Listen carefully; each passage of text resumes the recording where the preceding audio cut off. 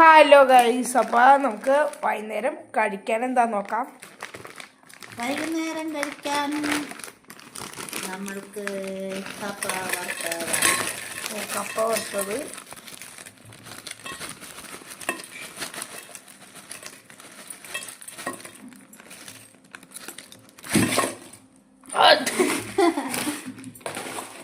അടങ്ങിയിരിക്ക് അവിടെ.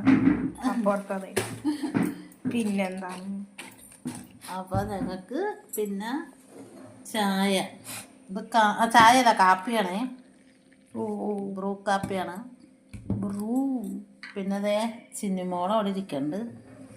ചിന്നുമോക്ക് കട്ടൻ കാപ്പി മതിയെന്ന് പറഞ്ഞു. ആള് പഠിക്കണായിരുന്നു, ഞാനും പഠിക്കണായിരുന്നു. കട്ടൻ കാപ്പിയാണ് വെച്ച് കൊടുത്തത്.